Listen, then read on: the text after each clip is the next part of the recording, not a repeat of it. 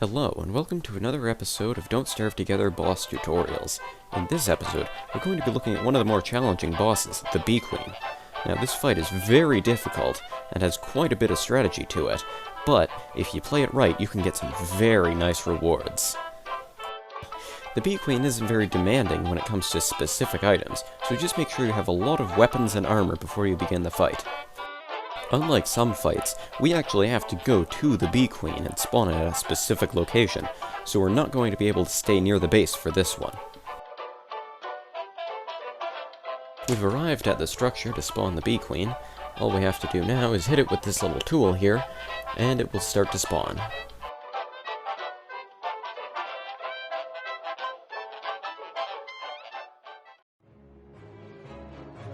For this section of the fight, it's a bad idea to fight the Grumblebees, because every time you kill them, it actually makes the Bee Queen more angry, which causes her to do more damage and have more health. Also, be careful of all of the spots the Bee Queen drops onto the floor, because if you step on them, it can slow you down quite a bit.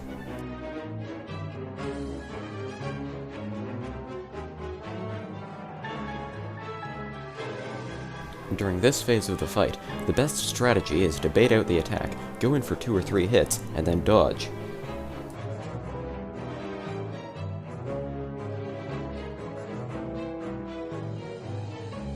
Now the Bee Queen has summoned some larger, more dangerous bees to join in the fight. We're going to put them to sleep with the pan flute, and then take them out one at a time before resuming the fight against the Queen.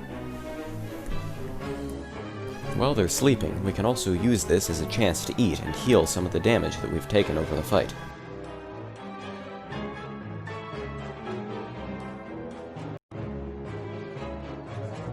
There's still some large bees left, so now is a good time to play the pan flute and take them out.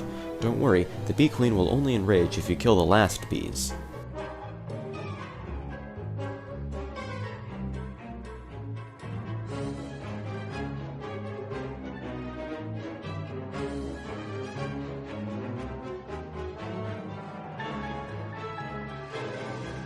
Alright, we got her down to low health, and okay, there we go.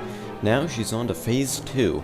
Now for this phase, it's really hard to dodge the attacks. So at this point, I usually just go to face tanking as long as my armor and health are still in good shape.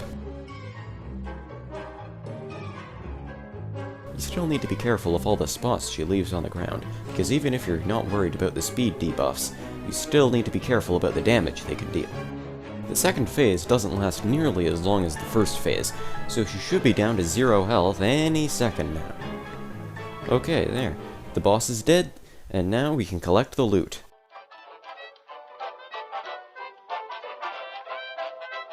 Perfect. Now we'll just head back to base and I can show you all the cool stuff we got.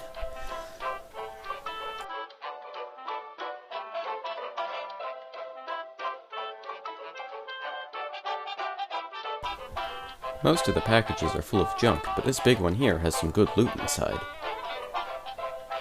We've got a bundling wrap blueprint, which can be used to learn the bundling wrap recipe. We've got a Bee Queen crown, which can be used as a very good armor. And we have the royal jelly, which can be used to make a few healing foods. And that's all for our Bee Queen tutorial.